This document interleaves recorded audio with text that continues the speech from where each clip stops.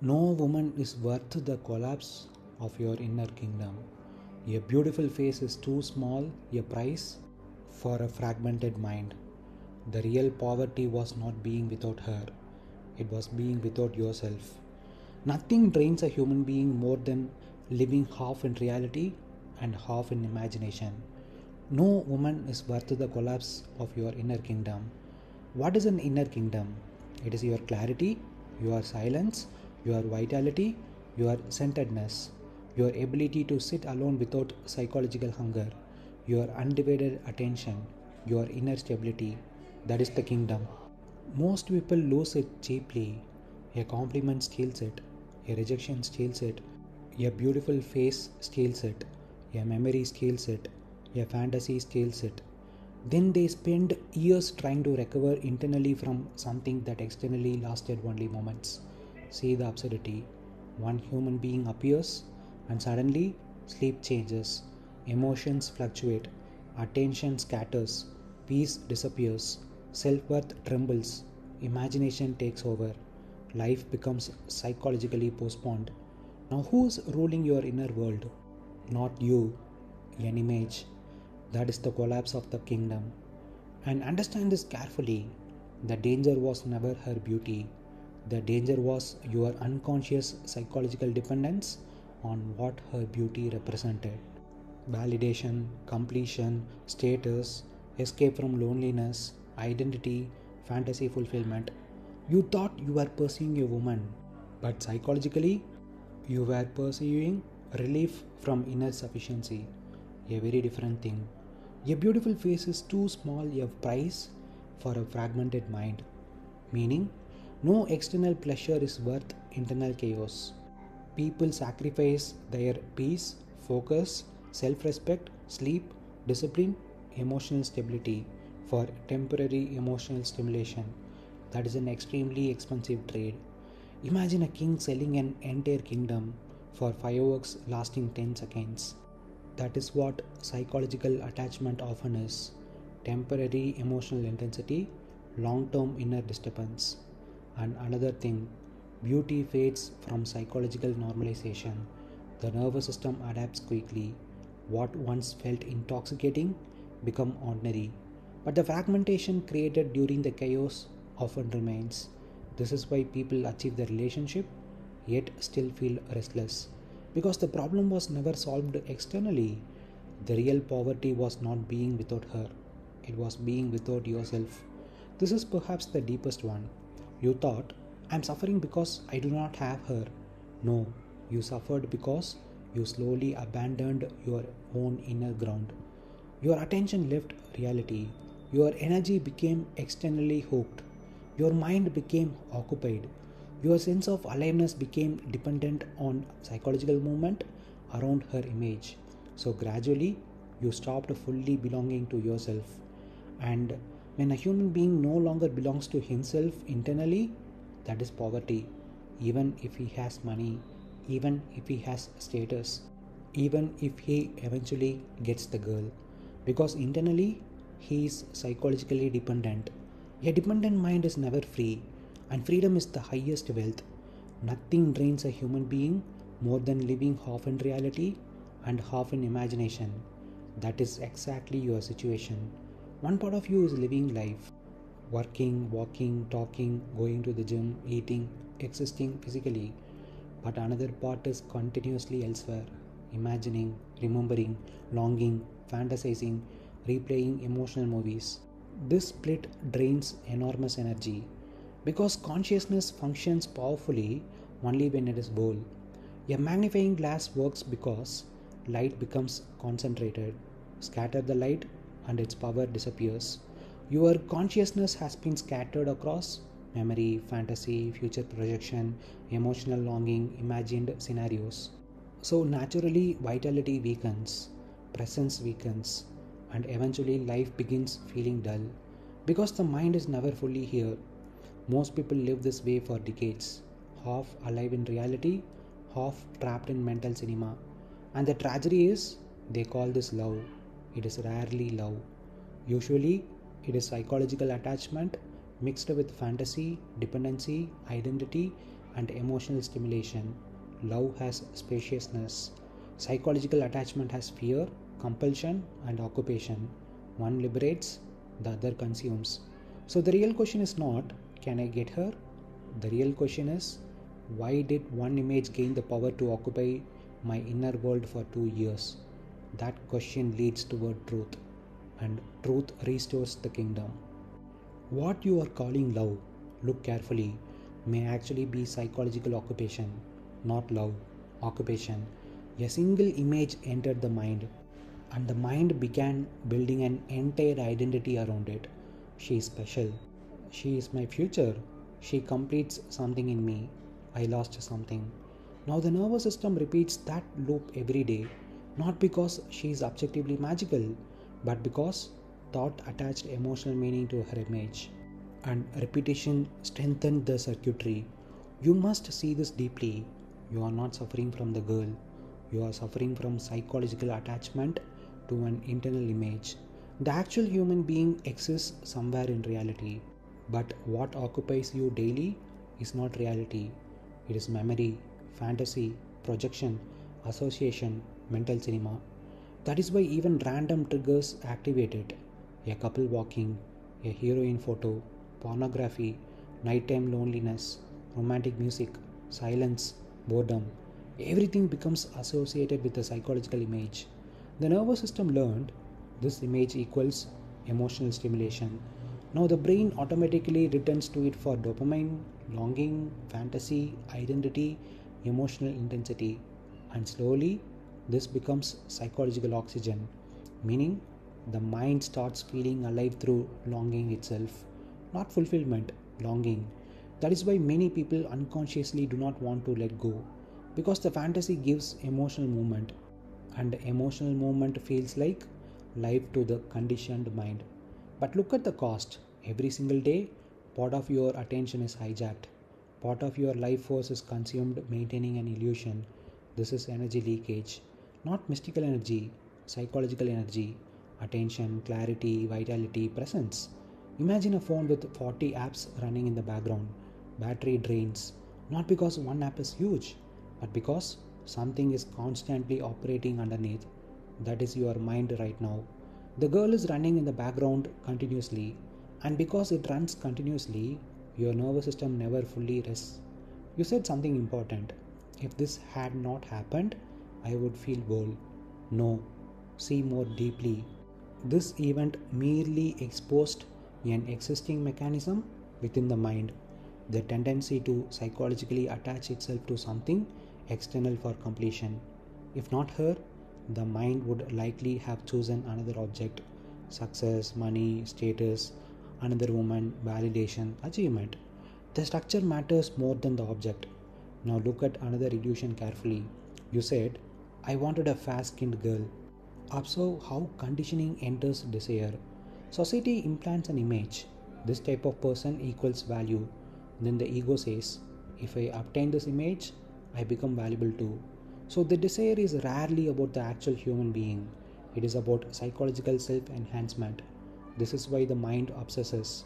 It thinks, if I get this girl, I become more complete. But this is illusion. No human being can permanently complete psychological insufficiency, because insufficiency is created internally, not externally. Now understand the heavy consequence. You asked for truth. Here it is. For 2 years, your inner world has not been fully yours. A psychological ghost has occupied mental space continuously. That occupation has consequences: reduced clarity, reduced vitality, emotional dependency, compulsive thinking, comparison, fantasy loops, restless sleep, inability to fully inhabit the present, subtle exhaustion, fragmented attention, and perhaps the biggest consequence: life itself becomes partially postponed. Because some part of consciousness remains psychologically waiting for a fantasy, waiting for closure, waiting for fulfillment, waiting for an imaginary emotional completion. This is why attachment is heavy, not because attachment is bad, but because it divides consciousness. One part lives here, another part lives in imagination, and division weakens a human being. Now, the important thing: Do not fight the thoughts aggressively. That creates another layer of conflict. Instead, begin seeing the machinery each time it appears, not morally, not spiritually, not with shame, just observation. There is the image again, there is the fantasy again, there is the longing again, there is the mind trying to derive identity again. Simple observation weakens unconsciousness. And another thing, you do not miss her as much you miss the emotional intoxication associated with her. Very important distinction. The mind became addicted to anticipation, fantasy, possibility, emotional stimulation, self image. That cocktail became familiar. Now silence feels empty by comparison, but that emptiness is actually withdrawal from psychological noise. Stay with it long enough, and beneath the emptiness is enormous peace. Because eventually the mind gets tired of carrying ghosts, and perhaps this is the deepest thing to see. No external gain, not beauty, not romance, not validation, not possession is worth surrendering sovereignty over your inner world. Because once the mind becomes psychologically dependent, freedom disappears. And without inner freedom, even pleasure becomes another form of bondage. For 2 years, part of your consciousness has been living somewhere that does not exist. Think about the seriousness of that. The body is here, life is here, morning sunlight is here, work is here, people are here, breath is here, but psychologically, a part of the mind is elsewhere, in memory, in fantasy, in unfinished emotional imagination. That split is not small, it quietly affects everything. A divided mind cannot bring total energy into the present moment. So, even when you sit alone, work, exercise, eat, walk, or try to sleep, there is background occupation, like static noise in a room. Most people do not notice it because they have lived with noise for so long. But once awareness sharpens, you begin feeling the energetic cost of inner occupation. Now, understand the mechanism more deeply. The mind created a psychological future around this person. She could complete me, she could become my life. With her, things would feel whole. The moment that happened, the nervous system became psychologically invested in an imaginary future. Now, reality and imagination became divided. Reality, she is absent. Imagination, she represents completion. That gap creates tension, and tension consumes life force. This is why attachment feels heavy. Not because another person is heavy, but because imagination is continuously pulling consciousness away from what is. Now, see how subtle this becomes. When you see couples outside, the mind says you are missing something. When you see beauty, the mind says you could have had that. When night comes, the mind says you are incomplete. When loneliness appears, the image returns automatically. Why? Because the nervous system associated her image with emotional fulfillment. So now the brain repeatedly revisits the image, searching for psychological completion. This becomes compulsive thinking, not because you consciously choose it every time, but because repetition conditioned the pathway. Now understand something very important. The mind is not actually seeking her. The mind is seeking relief from its own sense of incompleteness. Huge difference. She became the symbolic solution to an internal feeling. That is why even fantasies, pornography, romantic scenes, or random emotional triggers reactivate the same circuitry. The object changes, the underlying hunger remains the same. Now let us look at life becoming postponed. This is one of the deepest consequences. Part of consciousness silently says, real life will begin when she comes, when love happens, when fulfillment arrives, when the fantasy becomes real, when the emotional gap closes. So meanwhile, the present moment becomes psychologically secondary. You may still function externally, but inwardly, life is partially on hold. This is why attachment drains vitality. Vitality comes from total presence. Fragmentation weakens vitality. A river flowing in one direction has power. A river split into many channels loses force. Your attention has been split. Present reality, imagined future, memory, fantasy, comparison, longing, regret. This fragmentation weakens psychological sharpness, and eventually the nervous system becomes tired. This tiredness is not merely physical, it is existential fatigue. the exhaustion of carrying unfinished inner movement continuously. And perhaps the saddest part is this: the mind keeps wanting for closure from the very illusion that created the disturbance. It says, if only I get a resolution, then I will be free. But freedom does not come from completing the fantasy. Freedom comes from seeing through the fantasy. Very different. Because if fulfillment truly depended on one human being, then humanity would permanently live in bondage to external circumstances. Now look carefully at moments where you briefly forget her. Perhaps while deeply working, lifting weights, running, laughing genuinely, or becoming intensely present. In those moments, what happens? The psychological self temporarily weakens, and suddenly there is relief. Not because she disappeared, but because attention stopped feeding the mental structure. This is why awareness matters. Whatever receives continuous psychological attention grows stronger. Whatever is deeply seen without feeding begins weakening naturally.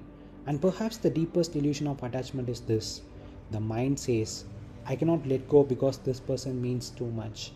But often, what the mind truly fears losing is not the person, it is the identity built around longing itself. I am the one who loves deeply, I am the one waiting, I am the one who lost something meaningful. The ego secretly derives identity from emotional suffering. So, letting go can feel like psychological death. But what actually dies is not love, it is psychological dependency. And when dependency weakens, energy returns, clarity returns, silence returns, life returns to the present. And for the first time in years, your inner world begins belonging to you again. And perhaps this is the deepest thing you are beginning to see. The problem was never the girl. The problem was unconscious psychological dependence. One image entered the mind and slowly occupied territory that belonged to your own inner life. Your sleep, your attention, your imagination, your emotional state, your vitality, your peace. Not because she had magical power, but because thought gave her psychological authority. And once the mind becomes psychologically dependent on anything external for completion, inner freedom begins collapsing. This is why the consequence feels so heavy, not because love is wrong, but because attachment divides consciousness. One part of you remains in reality, another part remains in fantasy, memory, longing, projection. And a divided human being becomes weak internally, not morally weak, energetically weak. Scattered attention, scattered vitality, scattered presence. The mind thinks, if I get the external thing, I will finally feel whole. But what if the pursuit itself is the source of fragmentation? Then even achievement cannot save you. This is why some people possess beauty, money, status, relationships, yet remain internally restless. Because external accumulation cannot repair internal division, only clarity can. And clarity begins the moment you deeply see no person is worth abandoning your own inner kingdom. No fantasy is worth years of psychological occupation. No external beauty is worth becoming internally fragmented. Because the greatest tragedy is not being without someone. The greatest tragedy is gradually becoming absent from your own life. So perhaps the real movement now is not toward getting over her. That is still centered around her. The real movement is reclaiming your own consciousness, reclaiming your attention, your presence, your silence, your vitality, your undivided inner life. And when the mind no longer lives half in imagination and half in reality, something extraordinary happens. Ordinary existence itself begins feeling alive again. The sun feels enough, breath feels enough, work feels enough, silence feels enough. Not because life became bigger, but because psychological fragmentation became smaller. And in that undivided state, there is a kind of wealth no external achievement can provide: inner freedom.